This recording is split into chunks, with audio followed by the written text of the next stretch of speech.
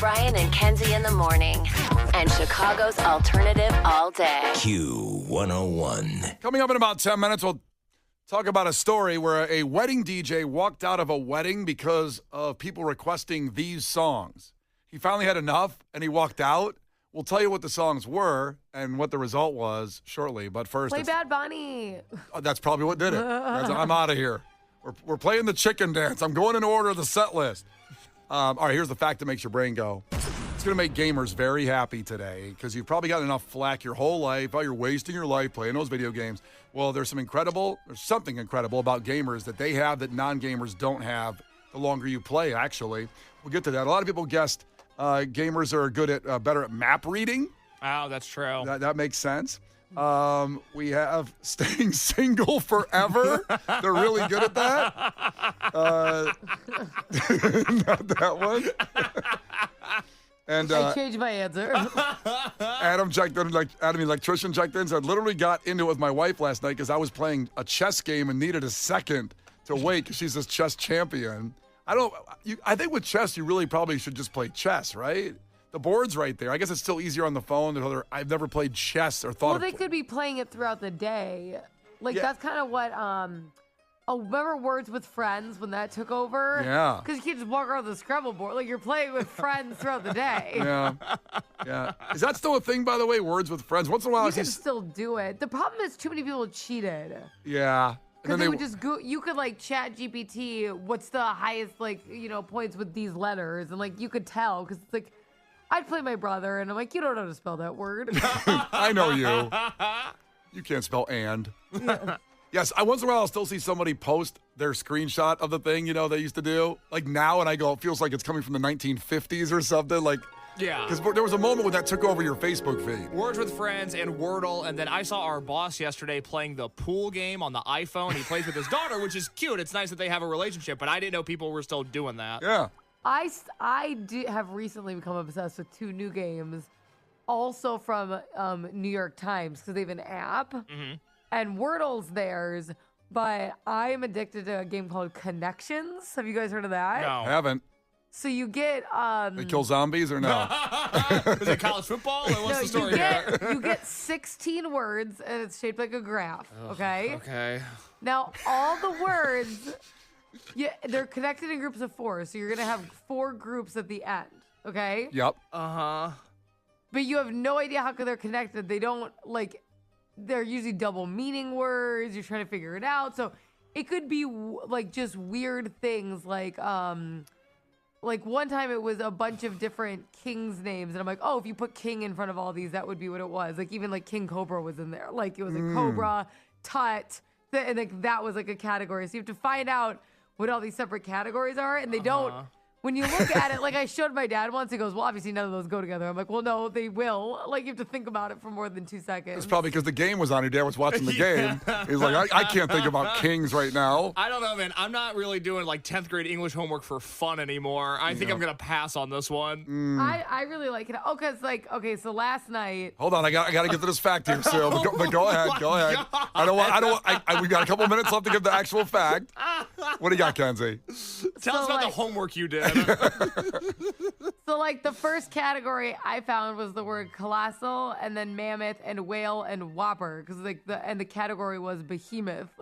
That's what it was. Oh my God. Does that make sense? No. It does, but it does. Look at how it's organized. Yeah. So, all those words are organized out into 4 categories. It's making my eyes blurry. Yeah. Can't you just play Fortnite?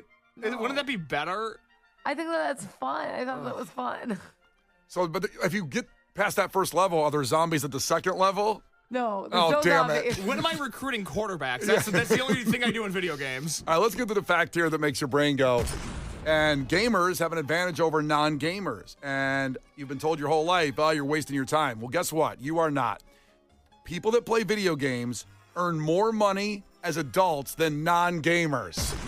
I got some stats to back it up here. On average, gamers make $5,451 more per year than non-gamers. They did a massive study on this. People that play FIFA lead the pack.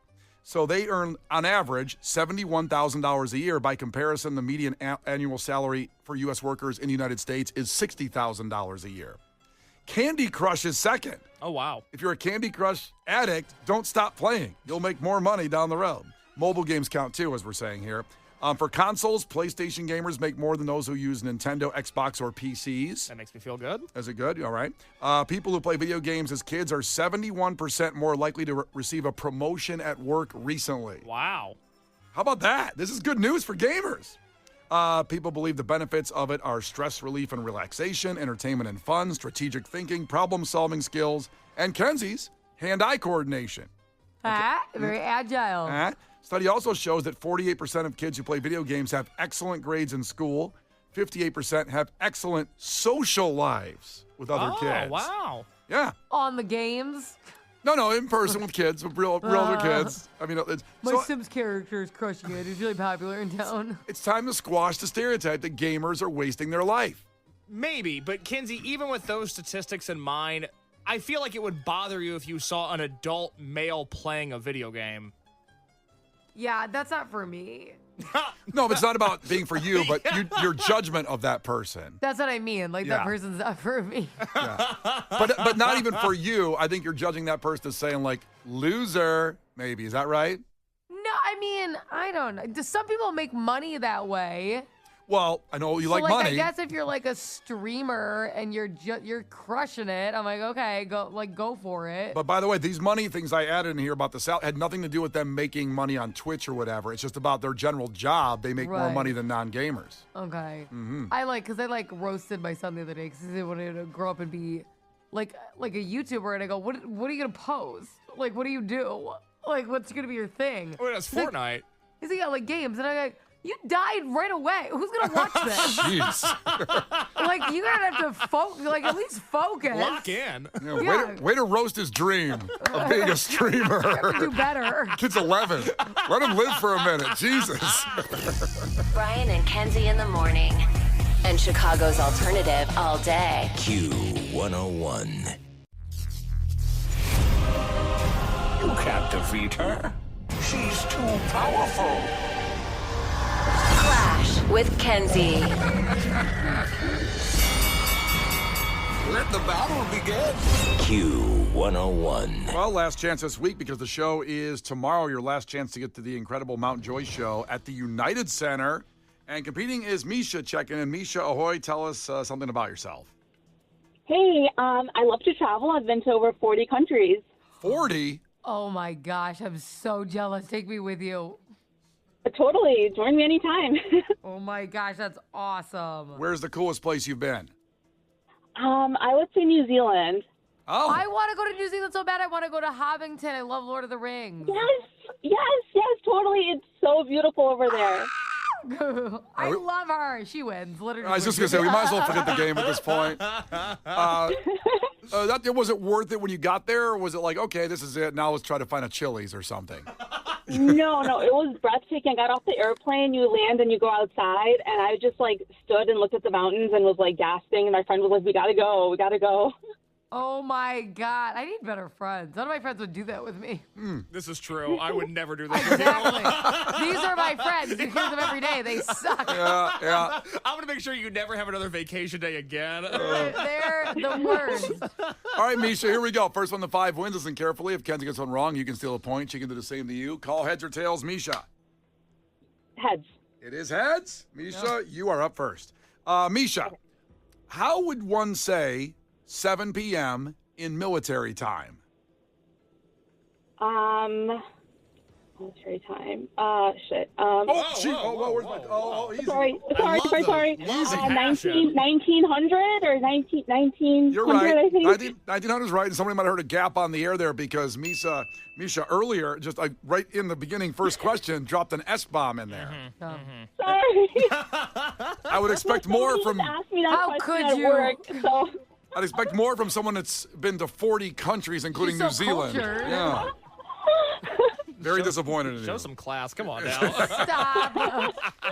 Okay, never again. Okay. All right, here we go. So to Kenzie now. Yes, 1-0. Kenzie, when will America celebrate their tricentennial year? Their tricentennial year. So what year will that be? Okay. What year will be the tricentennial? Yes.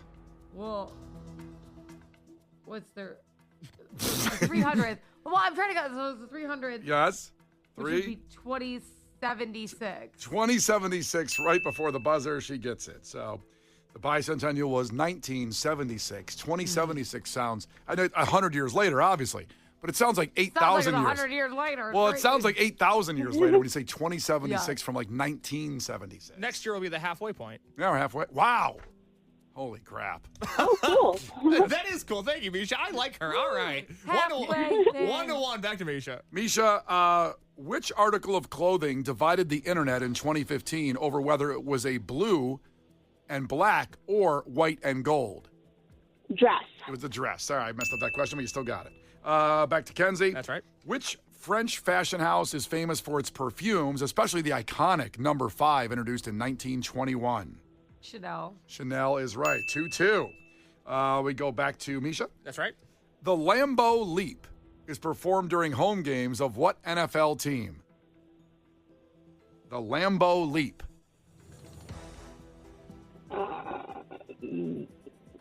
I don't watch football. Give me just any NFL team you can think of right now. The Bears. That's not the Bears. Oh, damn. I know. Kenzie, which one does the Lambeau Leap? The Packers. The Packers do it. Our bitter rival, Misha. Let's see.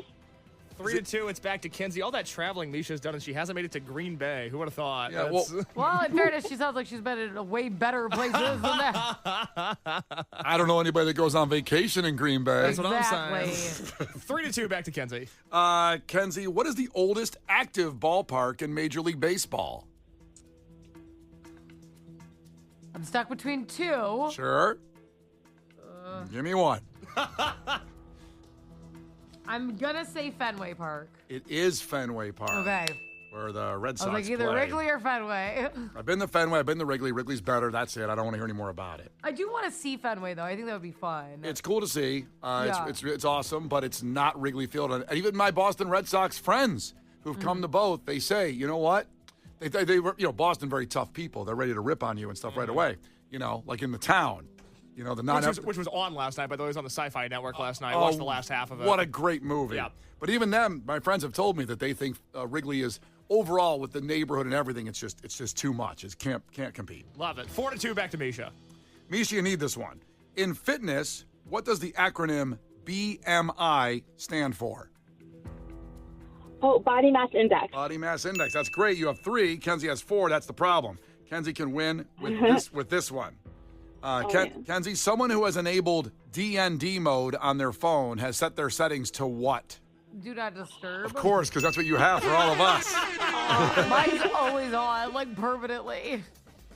We cannot call or text Kenzie in the middle of the night when she puts that DND on there. Us, we can't. Nope. Nobody gets through. You'll hear from me later. Misha, I'm so sorry you ran into that buzzsaw today. No, it's all good. Remember, you've been Thanks for having me. you've been to 40 countries. It's a lot to accomplish there. I know. I'm jealous of her. All right, well, hang on, though, because here's what we're going to do. After Bad Flower, we'll hit God Bless the Baby, and everybody listening, including you, Misha, can call back and try to win those tickets to Mount Joy at the United Center tomorrow night. The Brian and Kenzie Show.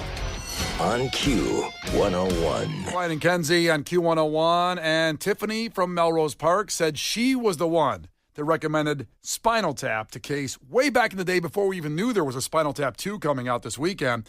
So thank you for checking in from Melrose Park. And it is time. It's Friday, and it's time for Case's movie review. For Christ's sake, tomorrow's the 4th of July, and we will be open for business. What country you from? What? What ain't no country I ever heard of? They speak English and what? Utah. Give me 2. Do you enjoy pain? Pain don't hurt. Wax on, right hand. Wax off, left hand. Now fry like bacon, you little freshman piggies. Fry! Fry! Playing football in West Canaan may have been the opportunity of your lifetime, but I don't want your life. Well, here we go. It is Spinal Tap, or I should say, this is Spinal Tap, Case's movie review for today, in honor of Spinal Tap 2 being out. It was released March 2nd, 1984, so 40 years. Unreal. The budget was $2 million. The box office was $5.8 million, so nothing, lighten it up. However, it is a cult classic, especially in our world of music. Every band I've interviewed has mentioned Spinal Tap somewhere along the way here at Q101. So this is Spinal Tap is widely regarded as one of the best films of 1984. The film holds a 98% rating on the review aggregation website Rotten Tomatoes based on 174 reviews with an average rating of 8.8 out of 10. That's one of the highest I've seen for a movie review. Yeah, we're basically talking about like The Departed and Shawshank and Pulp Fiction and also now Spinal Tap. In 2002, this is Spinal Tap was deemed culturally, historically, and aesthetically significant by the Library of Congress and was selected for preservation in the United States National Film Registry. And just a reminder, next week, this is the one that's gotten the most requests of all time since Case started this nearly 2 years ago doing movie reviews. As a 26-year-old who hadn't seen a lot of movies, he's finally going to see Goodfellas. 35th anniversary next week, 35th anniversary to the day of the review.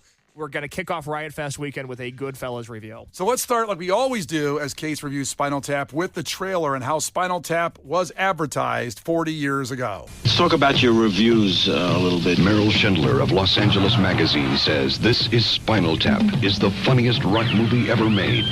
No, you can't print that. You don't find that offensive? No, you don't no. find that sexist? Playboy calls it a refreshing, hilarious rockumentary that sends up what the Beatles started with a Hard Day's Night. So that's nitpicking, isn't it? This is Spinal Tap, the band, the movie, the motion picture, rated R. Well, I'm glad Playboy got a review in there.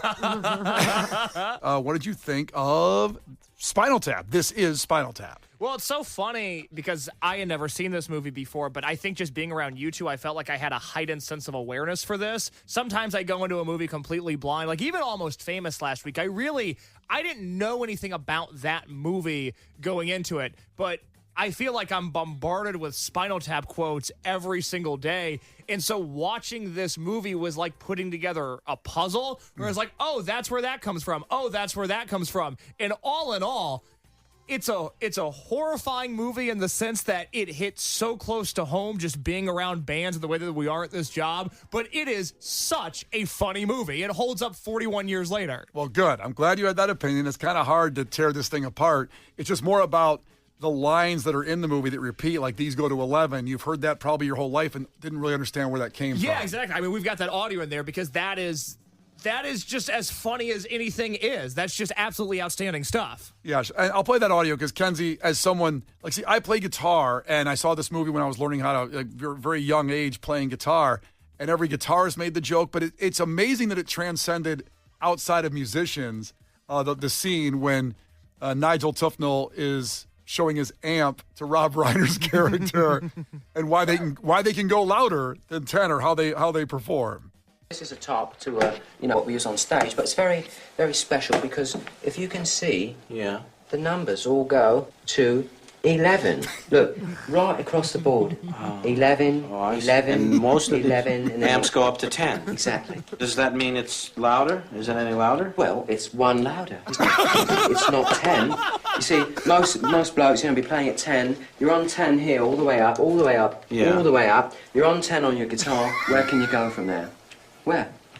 I don't know. Nowhere, exactly. What we do is if we need that extra push over the cliff, you know what we do? Put it up to 11. 11, exactly. One louder. Why don't you just make 10 louder and make 10 be the top number and make that a little louder? These go to 11. Oh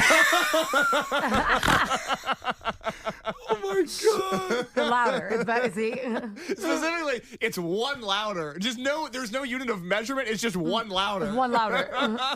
and to help quantify it, I don't want to take your words out of your mouth, Case, please but, go ahead. But because, Nigel Tufnell, Christopher Guest, is American, the way he not only just did the English accent was, most blokes are playing at 10, and we can go to 11. He says that in that line there.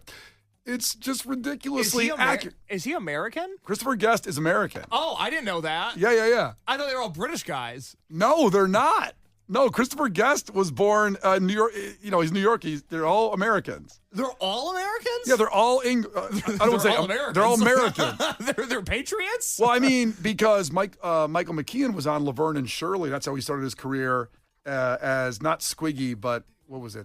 I can't help you with your Laverne and Shirley trivia. Sorry, I don't know. Lenny and Squiggy. He was Lenny. Okay. And then Derek Derek Smalls, Harry Shearer, does almost all the voices on The Simpsons. Oh. He does Principal Skinner. He Well, does. Principal Skinner's not British. That's crazy. Yeah, they're American. I thought they were British You guys. didn't know that? Justice for all the British people who didn't get casted. Yeah, that's Fake. exactly. Yeah. Wow. Cultural appropriation on the British? I had no idea. I assumed they were all British guys. No, almost like because Star Wars, a lot of their casting was done was just like, hey, who are the British actors we could find? I just assumed these were like Star Wars rejects. No. Oh. Does that make it even bigger that they're talking so English, and not only just in the English accent, but how, like, these blokes are playing at, the 10, we can go to 11. I mean, it's cool. They're good actors. They're incredible. It's incredible. Wow. Okay, that changes everything. I had no idea. Oh, good. It's such a fun movie to watch with 2025 eyes because it has the same sensation watching this movie that if you're just on TikTok for a really long time, it sort of scratches the same itch in your brain because the scenes are not very long. They're all about 2-minute sketch comedy scenes and then interspliced with the worst music you've ever heard that the band themselves are playing. But along the way, you get these really funny runners, these reoccurring jokes, like about how they can't find a permanent drummer because the last drummer they had spontaneously combusted. And that, to me, that might have made me laugh harder than anything else in the movie. It's so good. Now, during the Flower People period, who was your drummer? Stumpy's replacement, Peter James Bond, he also died in mysterious circumstances. We were playing a Festival? Jazz Blues Festival. Where was that? Blues Jazz, really. Blues Jazz Festival. It was in the Isle of Lucy. The Isle of Lucy. Isle of Jazz Lucy. Blues Festival. And it was tragic, really. He exploded on stage. He just went up. He just was like a flash of green light, and that was it. Nothing was left. Look at his face. Well, there was. It's true. This true. really did happen. There was a little green globule on his drum seat. It's like a stain, really. It was a small stain in a globule, actually. And Dozens of people spontaneously combust each year. It's just not really widely reported. I really have a theory that Russell Brand saw this movie at a young age and based his entire personality around he was it. like, I'm going to do this, but for real. Yeah, I'm going to do this for real. And guess what? It worked. He got to be famous. Complicated legacy. Tough one. Yeah, but it's still famous nonetheless. The whole drummer thing when it comes from, Led Zeppelin's drummer died young and The Who's drummer died. So they took pieces of real band history and then turned it into how ridiculous. They have like 7 drummers that died in different ways. One of them in there, they talk about he choked on vomit, but they weren't sure it was his vomit. They said because he can't dust for vomit. I used to say that line all the time. My buddies say, you can't dust for vomit. You can't do that. That's the fun thing is just, when you're like us and you're just obsessed with music in every way, shape, and form, you start to pick up on some of the references. And the scene where they sit down with the documentarian and he's reading the critics' reviews of the band is another thing that just hit really close to home. I found that scene to be so funny. Let's talk about your reviews a little bit. The Gospel According to Spinal Tap. This pretentious, ponderous collection of religious rock psalms is enough to prompt the question, what day did the Lord create Spinal Tap, and couldn't he have rested on that day too? Never heard that one. Good one. That's a good one. The review you had on Shark Sandwich, which was merely a 2-word review, just said sandwich. Where'd they print that? Where'd they print that? That's not real, is it? You can't print that.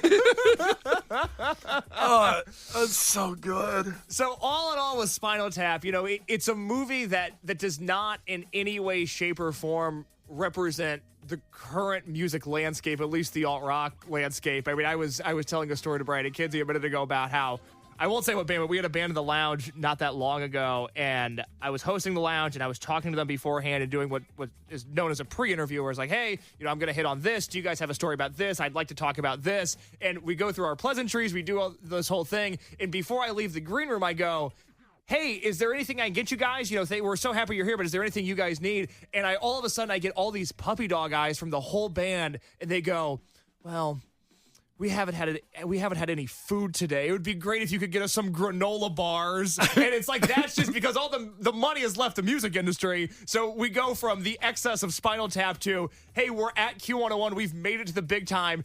Can you get us some granola bars, please? I just like that they asked for food that they came off a deserted island just a minute ago. It was really sad. They're like, no, we haven't had any food. We'd love something. And it's not Cristal. I wasn't getting them caviar. They just wanted a Nutri-Grain bar that I could get from downstairs. So that is where things are at. But even with all the changes in the music industry landscape, this is a movie where the humor of it holds up. The fact that they're not British is crazy. I'm going to be thinking about that all day long. I thought you knew that. No, I don't know. These actors mean nothing to me. I didn't know who they were. They're all actors that you've seen do a lot of things. Like they did all these kind of mockumentaries afterward. The Best in Show, the dog. I haven't seen that. Another great movie. Oh. I know, Kenzie, you'd love that one too, just because if you love The Office, this whole thing is really just over sarcasm to death. And I love that. That's really what it is, except in the rock world. Like the whole Hello Cleveland thing came from Spinal Tap when they're lost backstage.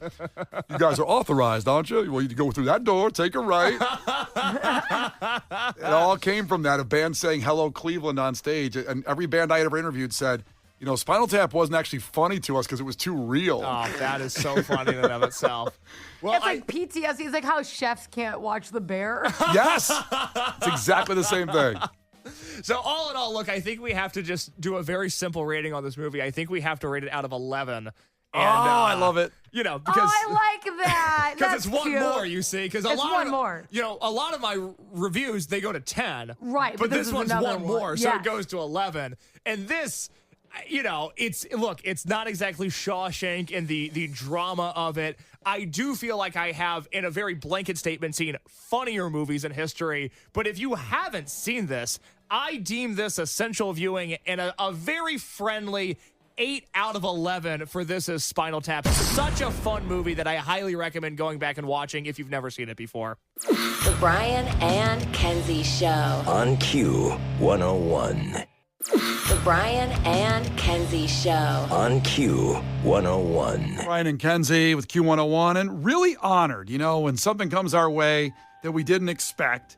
It's really exciting, and this is really exciting because we have Ron from the Illinois Rock and Roll Museum, and we're going to talk about the Class of 25 Hall of Fame inductees, which Q101 is one of the inductees this year in the Illinois Rock and Roll Museum. And Ron, thank you. And if you could just tell us more about the event that we'll be attending, because me and Kenzie got to be honest, we don't get to go to these events like this very often. Do I wear a tuxedo? What should I be wearing?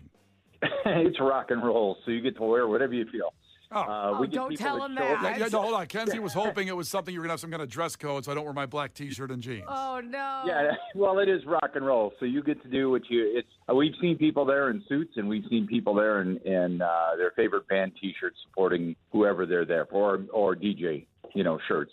So we encourage everybody to be comfortable, have a good time. I guess one of our questions is, Q101, how did we win this? Here's what happens. It's a kind of a long, drawn-out process. It goes out to the general public, and believe it or not, people from around the world come in and nominate artists and songwriters. And then it goes to our charter members, of which we have people from 38 states that are charter members. Then they vote on it. You got voted in by our charter members. Well, it's a big honor, and for someone like me who's been with Q101 with 2 different runs for 13 years, it's the longest I've ever worked at one place.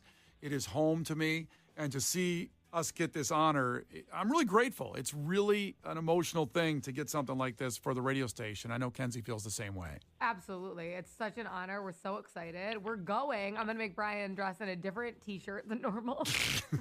If you don't like what you're wearing, we'll be selling Hall of Fame T-shirts there. We'd love to sell you one. Oh, there you go. Well, tell us about the event and how it plays out, because, again, we haven't been to this event, so tell us how it plays out, what's going to happen, how people can get tickets. Sure, absolutely. More information on our website, of course, at roadtorock.org.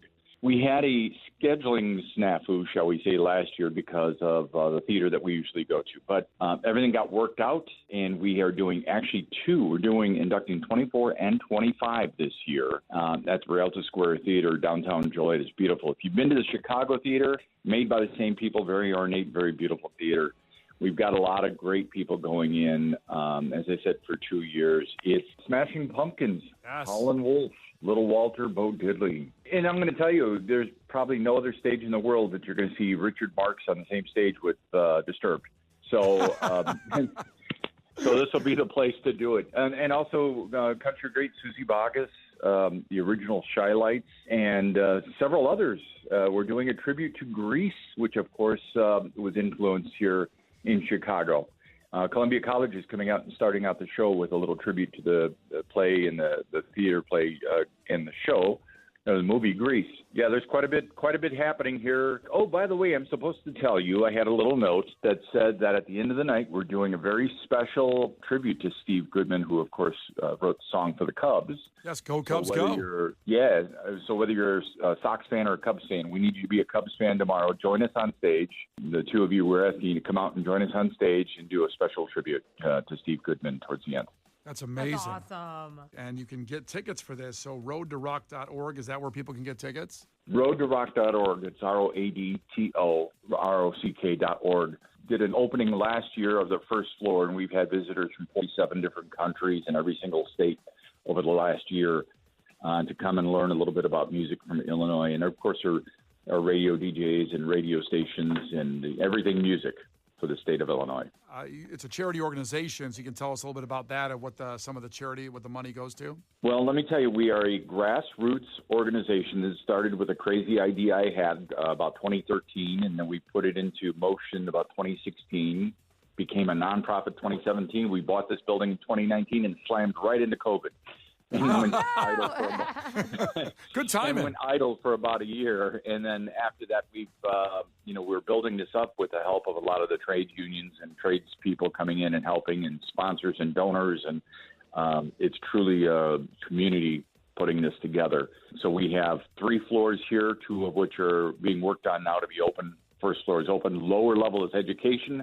We have a stage down there. We have lesson rooms. We'll teach sound and lights, copyrights, law, and stuff like that here. So it's a teaching museum, labor of love, to say the least. Roadtorock.org for tickets for the event and to get all the information about the Illinois Rock and Roll Museum. And again, Q101, we are so ecstatic to be in the Hall of Fame class of 2025 for the event. We will be there, and I don't know, I can't promise the best behavior. That's all right. Hey, I got to say, too, that when my daughter found out I was going to be on your show, my girls are just going crazy. So quick shout out to my daughter, Erin and Hope, who love your show. Oh, that's awesome. They must have voted for us. That's how we got here. Thank you so much, Ron, the museum founder and CEO of the Illinois Rock and Roll Museum and the Hall of Fame coming up September 14th. Thank you, Ron. Looking forward to seeing everybody. Brian and Kenzie in the morning. And Chicago's alternative all day. Q101.